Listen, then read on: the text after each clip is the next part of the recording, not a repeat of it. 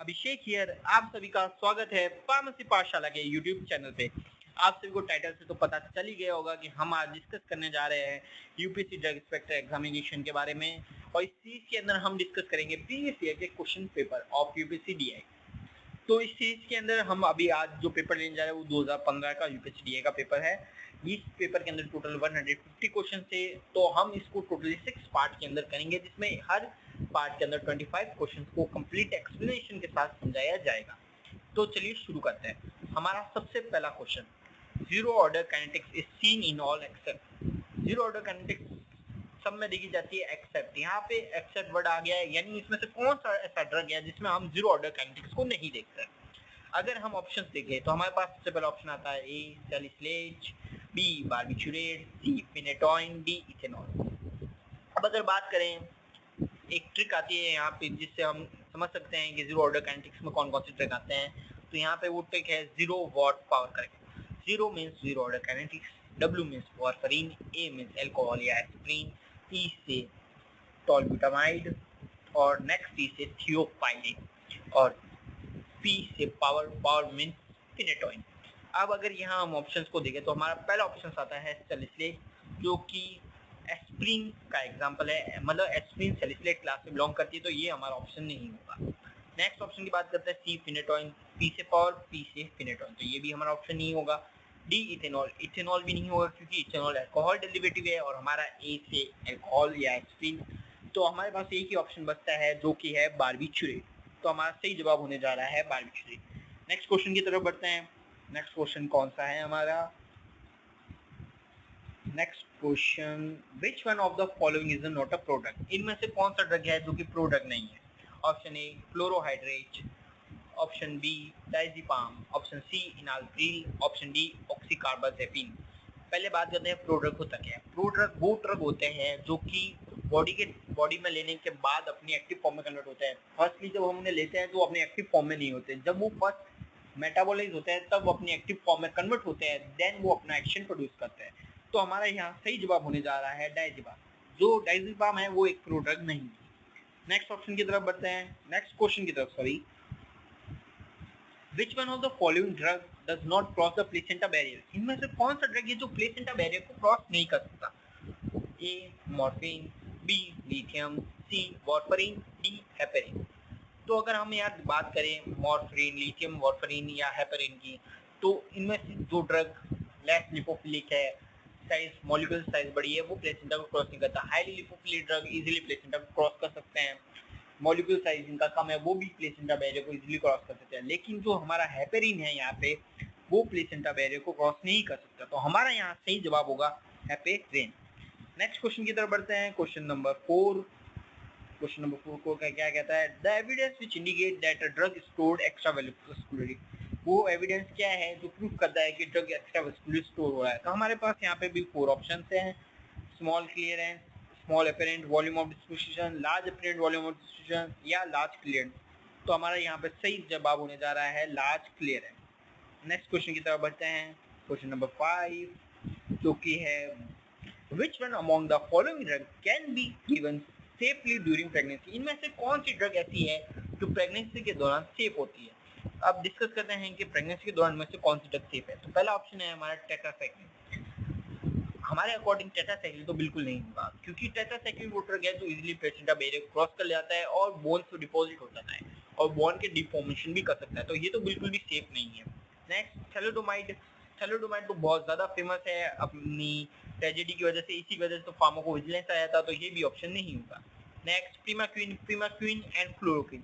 अब हमारे पास 2 ऑप्शन बचते हैं, क्लोरोक्विन या प्रीमाक्विन। दोनों ही एंटी मलेरिया ड्रग है, एक 4 क्लोरोक्विनोनिन है तो एक 8 क्लोरोक्विनोनिन है। तो हमारा यहाँ सही जवाब होने जा रहा है बी क्लोरोक्विनोनिन। ये ड्रग ऑफ द चॉइस है मलेरिया के अंदर प्रेग्नेंट वुमन के लिए। नेक्स्ट क्वेश्चन की तरफ बढ़ते हैं, question number 6, lignocaine is used in the treatment of. तो हमारे यहाँ सामने 4 ऑप्शंस हैं, atrial flutter, atrial fibrillation, PSVT and ventricular tachycardia. तो यह हमारा सही जवाब होने जा रहा है वेंटिकुलर टैकीकार्डिया। नेक्स्ट ऑप्शन की तरफ बढ़ते हैं, नेक्स्ट क्वेश्चन की तरफ, sorry. Question number 7, which one among the following drug used in AV block. Question ये पूछ रहा है कि AV ब्लॉक के अंदर हमारा कौन सा ड्रग यूज किया जाता है? ए आइसोप्रेनालिन, बी प्रोपेनॉल, सी डोपामिन, डी डाइसोप्रोमाइड। तो यहाँ पे हमारा जो सही जवाब होगा वो होगा आइसोप्रेनालिन। नेक्स्ट क्वेश्चन तरफ बढ़ते हैं। Next question, mineralocorticoid cause. Mineralocorticoid क्या कॉज करते हैं? ग्लूकोजिनोसिस, ग्लाइकोजन सिंथेसिस, लिपोलाइसिस या सोडियम रीअब्जॉर्प्शन। तो हमारा यहाँ सही जवाब होगा sodium reabsorption. Next question, question number 9, in UV spectrophotometer the light sources. Question basic है कि हमारा जो यूवी स्पेक्ट्रोफोटोमीटर होता है उसमें हमारा जो लाइट सोर्स होता है वो क्या होता है। तो यहाँ पे हमारा जो सबसे मोस्ट कॉमन आंसर होने जा रहा है वो है ड्यूटोरियम लैम्प, जो कि ड्यूटोरियम लैम्प जो होता है वो मोस्ट कॉमन लाइट सोर्स के तौर पे यूवी स्पेक्ट्रोफोटोमीटर के अंदर यूज किया जाता है। टंगस्टन लैम्प कभी कभार किया जाता है बट रेयरली। यहाँ पे सही जवाब जो होगा ड्यूटोरियम लैम्प होगा। नेक्स्ट क्वेश्चन की तरफ बढ़ते हैं। Next question, question number 10, the principle of infrared spectra is based on. जो हमारा इंफ्रारेड IR उसका प्रिंसिपल जो है वो किस चीज पे बेस्ड है? तो यहाँ पे हमारे पास 4 ऑप्शंस हैं, molecular extension, resonance, dissociation, molecular vibration. तो इसका सही जवाब होगा मॉलिक्यूलर वाइब्रेशन। नेक्स्ट क्वेश्चन की तरफ बढ़ता है। Question number 11, question, Williamson synthesis used for the preparation of. ये हमारा केमिस्ट्री से क्वेश्चन है कि विलियमसन सिंथेसिस है वो हमारा किस चीज के लिए यूज किया जाता है। विलियमसन फेमस है अपने ईथर के सिंथेसिस के लिए, तो हमारा यहाँ पे सही जवाब होने जा रहा है ईथर। नेक्स्ट क्वेश्चन की तरफ बढ़ते हैं। Next question, ketoconazole structure contains. ये हमारा क्वेश्चन मेडकेम से आया है कि कीटाकोनाजोल का स्ट्रक्चर क्या कंटेन करता है। तो हमारे पास यहाँ 4 ऑप्शंस है, imidazoline ring, triazole ring, tetrazole ring, thiazole ring. तो यहाँ पे अब हमारा जो सही जवाब होगा वो होगा इमिडाजोल रिंग। एजोल एजोल एक ट्रिक होती है इसको याद करने के लिए। नेक्स्ट क्वेश्चन की तरफ बढ़ते हैं। Vitamin containing steroidal moiety. Vitamin containing इनमें से कौन सी ऐसी स्टेरॉयडल मोइटी है जो विटामिन को कंटेन करती है? Vitamin D, vitamin A, vitamin E, vitamin B12। Question ये कहना चाहता है कि ऐसा कौन सा विटामिन है जिसके अंदर स्टेरॉयडल मोइटी होती है? तो वो हमारा होता है विटामिन डी। सही जवाब होगा विटामिन डी। नेक्स्ट क्वेश्चन की तरफ बढ़ते हैं। Dragendorff reagent is employed for the identification of. कॉग्नोसिस से क्वेश्चन आया है कि ड्रैगन ड्रॉप रिएजेंट किसके टेस्ट के लिए एम्प्लॉयड किया जाता है। तो हमारे पास यहाँ पे ऑप्शन है कार्बोहाइड्रेट, एल्कलॉइड, फ्लेवेनॉइड, प्रोटीन। तो जो ड्रैगन ड्रॉप टेस्ट होता है वो मेनली एल्कलॉइड के लिए यूज होता है, एल्कलॉइड डिटरमिनेशन के लिए परफॉर्म किया जाता है। क्वेश्चन नंबर 15 की तरफ बढ़ते हैं। In which one among the following is the pyridine ring system is present. इनमें से किसके अंदर पेट्रिडीन रिंग सिस्टम प्रेजेंट होता है? Ascorbic acid, thiamine, pyridoxine, folic acid. तो यहाँ पे हमारा जो सही जवाब होगा वो होगा फॉलिक एसिड। नेक्स्ट क्वेश्चन की तरफ बढ़ते हैं। Aminophylline is combination of. जो हमारा अमीनोफाइलिन है वो किसका कॉम्बिनेशन होता है? Theophylline and dimethylene, caffeine and theophylline, theophylline and ethylenediamine, caffeine and ethylene diamine. तो इसका जो हमारा सही जवाब होगा वो होगा थियोफाइलिन डाइमिथाइलामाइन। अमाइन से डाइमिथाइलामाइन, फाइलिन से theophylline.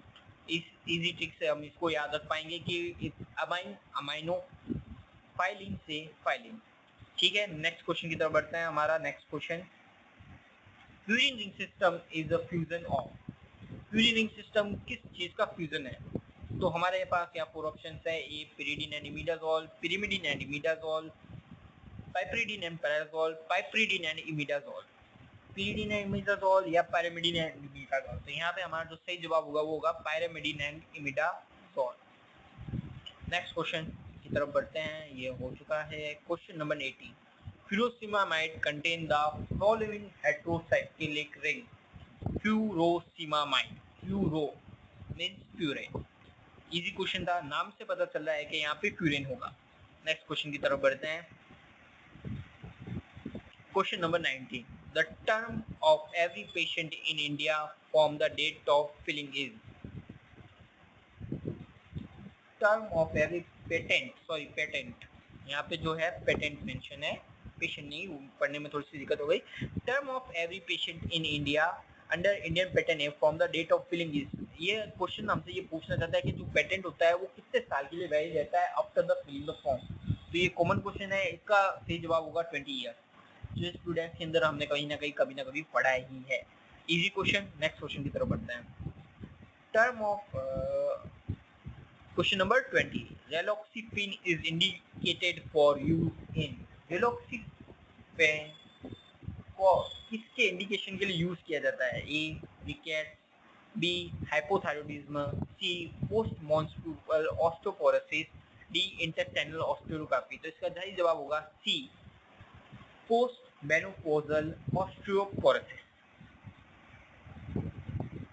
Question number 21, immunoglobulin gamma IgG is a. IgG is a क्या होता है? स्ट्रक्चर इसका क्या है? ये प्रोटीन है कि डीऑक्सी राइबोन्यूक्लिक एसिड है कि राइबोन्यूक्लिक एसिड है कि लिपिड है? डीऑक्सी राइबोन्यूक्लिक एसिड भी नहीं, लिपिड भी नहीं, तो हमारे यहाँ सही जवाब होगा प्रोटीन। नेक्स्ट आगे बढ़ते हैं नेक्स्ट क्वेश्चन की तरफ। Schedule X of the drug and cosmetic and rules deals with. Schedule X किसके साथ डील करता है? Very basic question. चलिए पहले ऑप्शन पर लेते हैं। List of drug which are habit forming and likely to be misuse. वो ड्रग जो भी हैबिट फॉर्मिंग हो सकती है या मिसयूज की जा सकती है। स्टैंडर्ड फॉर ऑप्थेल्मिक प्रिपरेशन नहीं। Required for the good manufacturing नहीं, ये तो शेड्यूल एम हो गया। Life period of the drug, life period ये तो शेड्यूल बी हो गया। तो हमारा यहाँ सही जवाब होगा ए। जो भी शेड्यूल एक्स की ड्रग होती है वो नार्कोटिक ड्रग होती है जिनका बहुत ज्यादा मिसयूज होता है, जो कि हैबिचुअल होती है, तो वो सारी शेड्यूल एक्स के अंदर आती है। तो हमारा सही जवाब होगा ऑप्शन ए। नेक्स्ट क्वेश्चन की तरफ बढ़ते हैं।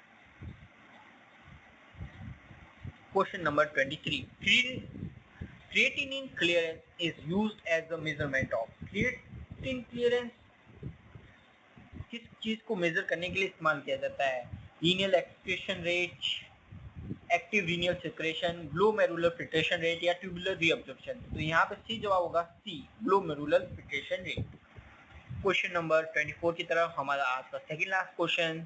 विच one of the following is an enteric polymer. इनमें से कौन सा पॉलीमर है जो एंटेरिक पॉलीमर के तौर पे यूज किया जाता है? एंटेरिक पॉलीमर वो सब्सटेंस होते हैं जो ड्रग जो कि है ना हमारे स्मॉल इंटेस्टाइन यानी बेसिक नेचर में जाके डिसॉल्व होते हैं, ताकि जो भी ड्रग एसिड अनस्टेबल है तो फिर भी ड्रग पहले स्टोमक में जाती है तो उससे एसिड से उस ड्रग को प्रोटेक्ट करते हैं, और वो पॉलीमर जब हमारे स्मॉल इंटेस्टाइन में पहुंचते हैं तो वहाँ जाके डिसॉल्व होते हैं और वहाँ पे जाके एब्जॉर्प्शन होता है उनका, और फिर वो ड्रग में अपना ऑक्सीजन प्रोड्यूस करते हैं। तो इसके लिए एक सिंपल सी ट्रिक होती है याद रखने के लिए। जिन ड्रग के पीछे भी थैलेट आता है, थैलेट, वो सारी ड्रग्स, वो सारे पॉलीमर्स एंटेरिक कोटेड के लिए यूज किए जाते हैं। तो यहाँ हमारा सही जवाब होगा option number A. Next question की तरफ बढ़ते हैं। क्वेश्चन नंबर 25, आज का हमारा लास्ट क्वेश्चन सीरीज का। Ingredient that may be used as a suspending agent. यह क्वेश्चन फार्मास्यूटिक्स आया है।